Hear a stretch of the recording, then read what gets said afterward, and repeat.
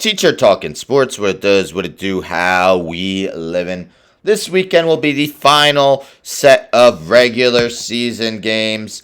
So, time to do my weekly picks against the spread. I do them on Wednesdays, although I thought about waiting later in the week because there is no Thursday night football game this week. There are two Saturday games. But we know the final week of the season, we have many players sit out as their teams have their playoff seed set in stone already. Maybe they're playing for nothing. We've heard a lot of guys who aren't going to play in week 18. But I've been successful picking on Wednesdays. I figured why not? And if we look at my season numbers, 30 games over 500 after a 10-6 record. So even if I go 0-16, which I hope I don't, but even if I did, I still would finish the season 14 games over 500. So why mess with something that's been pretty successful? Let me make my picks today, but of course very challenging due to the amount of backups playing, amount of guys sitting out. And I'm sure there'll be more announced as the week goes on. But let's get into it. Two Saturday games, starting with the Ravens versus the Steelers. We know Lamar Jackson, pretty much sure thing he's going to win MVP. He will be sitting out as Tyler Huntley will be getting a start. Huntley has proven to be a serviceable backup when playing for Lamar Jackson. So I think the Ravens are at least able to keep it close. Steelers, of course, need to win and have the Bills lose in order to make the playoffs. I think that the Ravens at least keep it close. If they don't win, they lose by a field goal or less. This is a winner gets in the postseason game. I'm going with the home team, underdog by a point. Basically would take whoever was home. So the Colts, underdog by a point versus the Texans. So again, the winner gets in the postseason, and the winner also has the possibility of winning the AFC South if the Jaguars were to lose. Speaking of the Jaguars, I'm taking the Titans, underdog by 5.5 at home to the Jaguars. Still not clear if Trevor Lawrence will be playing for Jacksonville. Yes, they did win last week with C.J. Beathard at quarterback, but it was against the Carolina Panthers. I think Mike Vrabel has the has the Titans ready to play. Could be Derrick Henry's final game in a Titans jersey. We know last year, the final week of the season, the Titans and Jaguars played a game. Winner takes the AFC South. Jaguars won. Titans get a measure of revenge, although I'm not sure they win. I think they at least keep it close. Lions -3 versus Vikings. Lions have an outside chance at the number 2 seed. We know very controversial game against the Cowboys last week, so now they'll need the Cowboys to lose, them to win in order to jump to number 2. I think they also need the Eagles to lose as well. And neither of them are playing very challenging teams, so not likely. But I think Dan Campbell said he's going to play his guys. Vikings have been playing musical chairs with quarterbacks since Kirk Cousins got hurt. We went Jaron Hall, Joshua Dobbs, Nick Mullins, Joshua Hall, and now back to Nick Mullins, Jaron Hall, not Joshua Hall, Joshua Dobbs. But anyhow, Lions just better team right now. I'm taking them -3 at home. I went back and forth with this one. Jeff Driscoll will be getting the start for the Browns, as the Browns will be the number 5 seed in the AFC playoffs. I'll take them +7, although, I don't know how many of their defensive guys are going to sit out, because I think the defense can definitely give Jake Browning problems, but we will see who plays. But for now, I think the Browns can at least keep it close. Buccaneers -4.5 at the Panthers. The Panthers are just bad. I'm not a full believer in the Buccaneers. I took the Saints last week against them.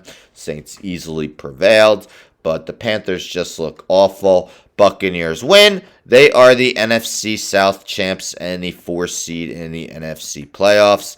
Saints -3 versus the Falcons. Unfortunately, since I picked the Buccaneers winning, the Saints win will go for naught. I'm not sure what their chances are of being a wild card. The Falcons would need to win and have the Buccaneers lose in order to make the playoffs. I don't foresee that happening. I think the Saints win. So it says, I'm looking here, Saints are the only NFC South team who can make the postseason as a wild card. So they would need two things to happen. In addition to them taking care of business against the Falcons, the Bears need to beat the Packers at Lambeau, and the Cardinals need to beat the Seahawks in Phoenix. So it's going to be tough for them to make the playoffs if the Buccaneers win, but I think the Saints beat the Falcons. Arthur Smith might be on thin ice. Patriots -2 versus the Jets. Trevor Siemian will get the start against the Patriots, and right now the Patriots just own the Jets. They've won 15 straight, and this might be Bill Belichick's last game as Patriots head coach. They end on winning terms for him. Now let's take a look at the other games. Chiefs +3.5 at the Chargers. Chiefs will be the number 3 seed in the AFC postseason. Patrick Mahomes will not be starting. It is Blaine Gabbert. But the Chargers are just so bad right now that I think the Chiefs can win this game even with many of their backups playing. Packers win and they're in against the Bears. Bears have been playing much better. Justin Fields really needs to show out because the Bears are going to have the number 1 pick via the Panthers. Fields wants to show the Bears that they should hold on to him rather than draft probably a Caleb Williams if they decide to go quarterback number 1. But Jordan Love's been playing great. He gets the Packers in the postseason in his first full season as a starter. Raiders -3 versus the Broncos. Both these teams are eliminated. Antonio Pierce really needs to have a good outing as head coach in the last game of the season because we know the Raiders possibly could be hiring him full-time for next season, though there are some Jim Harbaugh rumors out there now, not just for the Raiders, though. I think him and the Raiders get a victory. Devontae Adams has been playing very well the past couple weeks, and the defense, really performing pretty well. Max Crosby could be an all-pro. Eagles -5 at the Giants. I don't know. Eagles have been playing so poorly of late, but the Eagles always beat the Giants. Even though the game was somewhat close last time, the Eagles beat the Giants by 8. I mean, who knows? I'll take the Eagles. They need a little bit of a momentum going into the playoffs. This one, I don't know. Seahawks really need a win in order to make the postseason. But Kyler Murray ends the season with the win. One of my upset picks here. Cardinals fresh off a win against the Eagles. End this season on a high note with a win over the Seahawks. Right now, I just think Kyler Murray's playing better than Geno Smith. Neither defense is playing great. I'll go with the Cardinals to win at home. Rams +4 at 49ers. 49ers have the number 1 seed guaranteed to happen. They're the top seed in the NFC. Rams could be either 6 or 7. So it's a matter of would they rather play, I would probably say Dallas or Detroit. I think they play their starters. Matthew Stafford's been awesome. Kyron Williams been awesome. The defense is playing great despite so much youth. Rams win in a game that doesn't mean anything for the 49ers. Cowboys -13 at Commanders. Even though the Cowboys are 3-5 on the road, that's just how bad the Commanders are right now. I would have had a little more faith in them if Jacoby Brissett was starting, but he's not. Sam Howell's getting the start again, and Cowboys win easily. And our Sunday night game, winner takes the AFC East. I'm going with the Bills. Favorite on the road at Miami. I mean, Xavier Howard out for the Dolphins. Bradley Chubb tore his ACL. He's out for the season, obviously. Raheem Mostert and Jalen Waddle missed the last game. They did not practice today.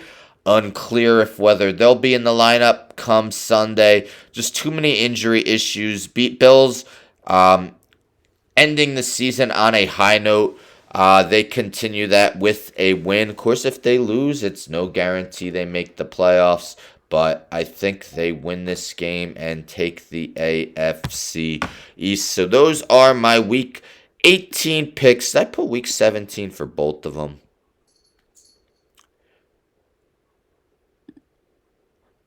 I put Week 17. It's Week 18. Sorry, guys. My Week 18 picks. 3 years in the past, 2 years in the past, when the NFL was just a 17-week schedule. Now with the 17-game schedule, it's 18 weeks. So Week 18 picks against the spread. Very challenging. So many guys sitting out. Let me know in the comments what you agree, disagree with.